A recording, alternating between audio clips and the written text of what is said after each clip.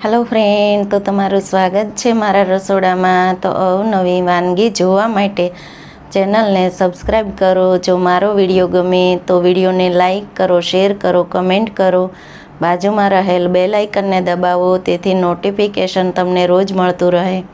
આજે હું તમારી સાથે શેર કરીશ ગુવાર ઢોકળીના શાકની રેસીપી. તો ચાલો શરૂ કરીએ રેસીપી. ઢોકળીના શાક બનાવવા માટે મેં 150 ગ્રામ ગુવાર લીધેલો છે. તો તેને ધોઈ કોરો કરી અને આ રીતનું કટિંગ કરી લીધું છે. પહેલાં આપણે ઢોકળી બનાવી લઈશું. તો ઢોકળી બનાવવા માટે મેં 1 વાટકી ચણાનો લોટ લીધેલો છે. તો હવે આપણે તેની ઢોકળી બનાવશું.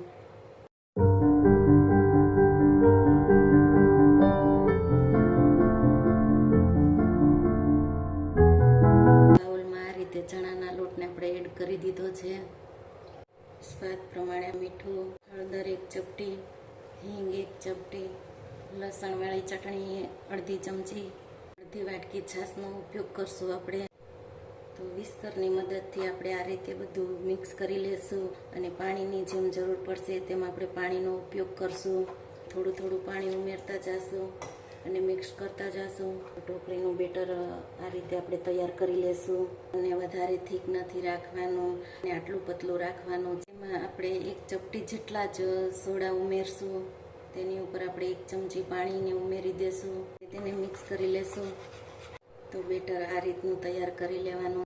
તો આ રીતની ડીશ લીધી છે મેં, એને તેલવાળી કરી અને પહેલાં જ રાખી દીધેલી છે. પાણીને આપણે પહેલાં જ ગરમ મૂકી દીધેલું છે. તો પાણી એકદમ સરસ એવું ગરમ થઈ ગયું છે. હવે તેમાં આપણે આ ડીશને આ રીતની રાખી દેશું. તો આ બેટરને આપણે ડીશમાં એડ કરી દેશું. આપણે તેને 5 મિનિટ માટે બફાવા દેશું. આ રીતની આપણે ઢાંકી દેશું. 5 મિનિટ પછી તેને આપણે ચેક કરી લેશું.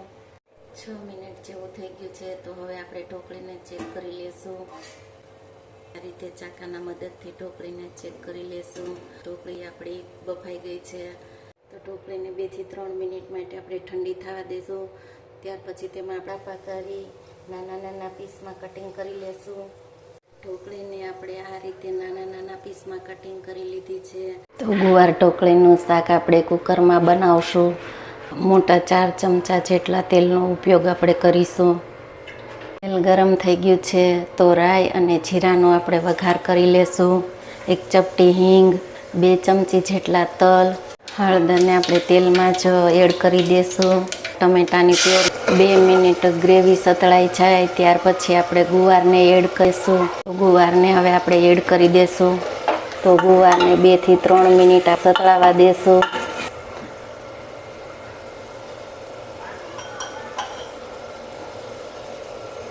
બે મિનિટ થઈ ગઈ છે. તો આપણે લસણવાળી ચટણીને એડ કરી દેશું. તમે ગરમ મસાલો ખાતા હોય તો તમે એડ કરી શકો છો. હું ગરમ મસાલાનો ઉપયોગ બહુ ઓછો કરું છું. 1 ચમચી ધાણા જીરું પાવડર. તમે જે કોઈ મસાલા ખાતા હોય તેનો ઉપયોગ કરી શકો છો. હું જે આપણે રોજ રેગ્યુલર બનાવતા હોય સાદું તેવું જ બનાવું છું. પાણીને એડ કરી દેશું. પાણી આપણે થોડું અત્યારે એડ કરીશું. મીઠું આપણે સ્વાદ પ્રમાણે ઉમેરીશું. ઢોકળીમાં નાખેલું છે. શાકને આપણે 2 વિસલ થાય પછી ચેક કરી લેશું. આપણે ચેક કરી લેશું. તો આ રીતે આપણે ગુવારને ચેક કરી લેશું. તે એકદમ સરસ એવો બફાઈ ગયો છે. આપણું ગુવારનું શાક છે તે તૈયાર થઈ ગયું છે. તો હવે આમાં આપણે થોડુંક એવું પાણીને ઉમેરશું. અડધી વાટકી જેટલું પાણીને આપણે એડ કરશું. 2 થી 3 મિનિટ માટે આપણે તેને ઉકળવા દેશું. ઉકળી જાય ત્યાર પછી આપણે તેમાં ઢોકળીને એડ કરી દેશું. શાક સરસ એવું ઉકળી ગયું છે. તો આપણે ઢોકળીને આ રીતે ત્યાં અંદર બધી એડ કરી દઈશું. ઢોકળીને આપણે એડ કરી દીધી છે. તો 2 થી 3 મિનિટ માટે તેને આપણે ઉકળવા દઈશું. તો આ શાકમાં રસો થોડોક વધારે હોય છે. તો આપણે આટલો રસો શાકમાં રહેવા દઈશું. તો શાક આપણું એકદમ સરસ એવું બનીને તૈયાર થઈ ગયું છે. તમે જોઈ શકો છો કે શાક આપણું એકદમ સરસ બની ગયું છે. ઉપરથી આપણે ધાણાને એડ કરી દઈશું. ગુવાર ઢોકળીનું શાક બનીને તૈયાર છે. તો ચાલો આપણે તેને સર્વ કરી લઈએ. ગુવાર ઢોકળીના શાકની રેસીપી તમને કેવી લાગી? મારી રેસીપી તમને ગમે તો વિડીયોને લાઈક કરો, શેર કરો કમેન્ટ કરો અને બાજુમાં રહેલ બેલ આઇકનને દબાવો, તેથી નોટિફિકેશન તમને રોજ મળતું રહે.